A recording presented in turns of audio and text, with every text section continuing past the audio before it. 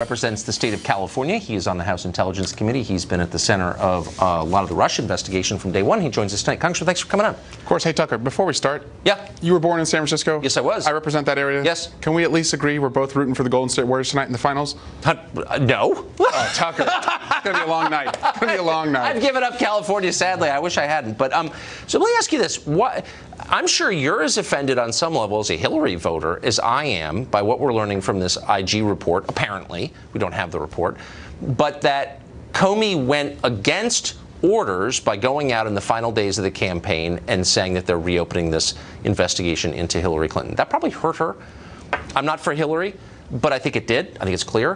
Why would you want to lionize someone who would do that? Why is he a hero on the left just because he hates Trump? Is that what it is? First, it's really shocking to hear all of this outrage now from Republicans that, we were doing this to Hillary Clinton. How dare they? I didn't hear any of this during the campaign. You heard it from me. I said it. I Donald did Trump say that. was cheerleading James Comey opening up this case. Maybe, but I thought it was totally bizarre when he did it. Look, I'm going to wait for the IG report. I'll say this. Jim Comey is an imperfect man. Yeah. All of us are, but imperfect people are still capable of telling the truth and being consistent. On the issue of Russia, he has gone to Congress a number of times, raised his right hand, put himself under oath, and has been consistent. That's something that the president is not willing to do with Bob Mueller. So right now we have uncontroverted evidence from James Comey. That's not lionizing him. That's saying that's the only evidence right now that exists. Yeah, I wouldn't say he was consistent, but I'm just interested if you could explain to me, this has been a debate we've had on the show 20 times, but it's still unsettled in my mind.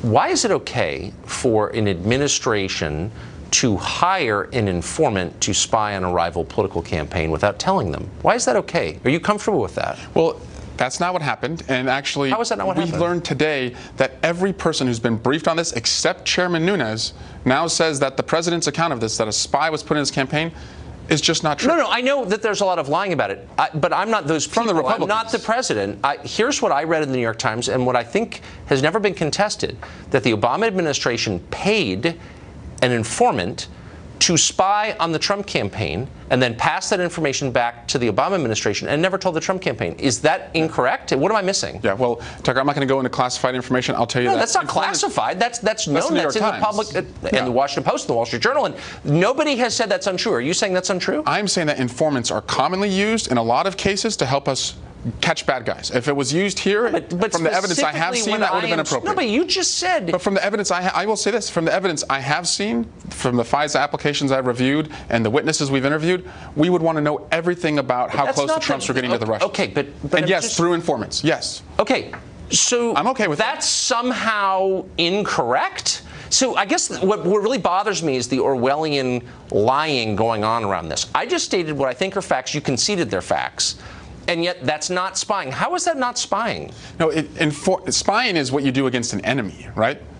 Well, first of all, that's what spying is. No. And spying is what helping you your do. government. No, you can spy on people you love. You can spy on your own children. It doesn't need to be an enemy. That you're expanding the definition into some made-up land. Well, would you? Why is that not spying? If I am watching you without your knowledge, gathering information on you without your knowledge, don't tell you about it, I'm spying on you. But if a candidate for the highest office in the land is drawing himself, his family, his businesses to a foreign adversary, wouldn't we want our government to do everything we can to know what they're doing and then hopefully try and stop that adversary? But just one thing at a time. Well, you can see that's spying. No. It's not spying. And you're secretly gathering information on someone, has admitted but it's not spying. Mitch McConnell, Paul Ryan, Trey Gowdy, they all said it's not spying. I think that what McConnell and Gowdy and Ryan have said is ludicrous. And I've invited all of them on this show to answer the same questions I'm posing to you, which is, when you're spying on someone, how is it not spying? And of course, they won't come on because they're too afraid. Do you think the government should use informants? They're always welcome to come on. But do you think the government should use informants to prove cases? I think an administration should have a really good reason before putting a spy in a rival presidential campaign. And I think all of us should be completely freaked out about it. And we should want to know why this happened, but we don't. I absolutely agree with you, Tucker. I absolutely agree with you. You should have a damn good reason if you're going to use an informant, use wiretaps, use a FISA application on a presidential campaign. But hold on, the evidence I've seen, though, gave plenty of damn good reasons. But tell me why they it's were not too close to the Russians. Hold on, just make me feel better and tell me why spying on the Trump campaign was not spying. Just speak slowly so I can understand. It was not spying what they were doing. So what was it? They were conducting a criminal investigation. And in criminal investigations, when you have probable cause signed off by a judge, you can conduct what they did. But it's not spying because, I mean, look, I'm not asking whether it was justified or not. I just want to start with the definition. Everyone's telling me, including Paul Ryan and Trey Gowdy, those people I'm supposed to respect, I guess, it wasn't spying. Okay, tell me how it wasn't spying. Why is it not spying? They're lying to me, And I find it very frustrating. Let's just be honest about what it was, and then we can move to whether it was okay. What it was a presidential campaign willing and eager to work with the Russians, and they were doing everything they could to learn more. I want our government to do that, whether it's the Russians, the Chinese, the Iranians, no, the that's North Koreans. not. And whether it's Democrats or Republicans. Hold on. You're allowed to work with anyone you want. You're allowed to say, I want closer ties with this or that country. Really? Yes, you are. You want that? Yes, in a free country, you're allowed to have different foreign policy I hope that changes tomorrow, and here's what I'm talking about. You think you're not allowed to have different foreign policy views from yours? No, I'm introducing Okay. I'm telling you this first. I'm introducing legislation tomorrow. It's called a Duty to Report Act. It says if you're a federal campaign, family member of a campaign, and you're approached by an agent of a foreign power who's given you unsolicited information in a campaign, you have to tell somebody. Ivanka, Donald Trump Jr., an agent business. Of a foreign power. Yeah. Let me just, Go ahead. as I've said this before, I know you're new to D.C. Yeah. I would say a third of the city are agents of foreign powers. Yeah, not of Russia. We don't want them helping us. No, I don't. You know what? I think all of them should leave.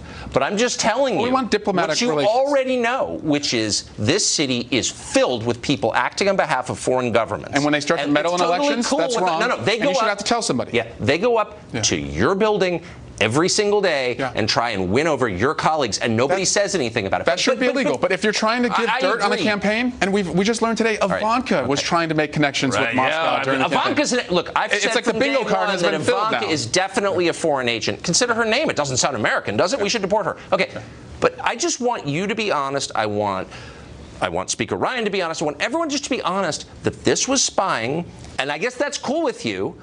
But it was spying, and to lie to us and say it was something else entirely is very frustrating. If Speaker Ryan, Mitch McConnell, myself, Trey Gowdy, Adam Schiff, if we all agree, and you and Devin Nunes don't you think there's something odd there? I just want you to explain how it wasn't spying, but you can't. None of you can because it's propaganda. Actually, it's informative investigation. Okay, sounds like really quick. We want our government to do it. Yes. We're hearing Democrats and some Republicans, honestly, say that it's immoral to separate families because of immigration law. That when you detain someone who's broken our immigration law and you separate him from his family, it's immoral.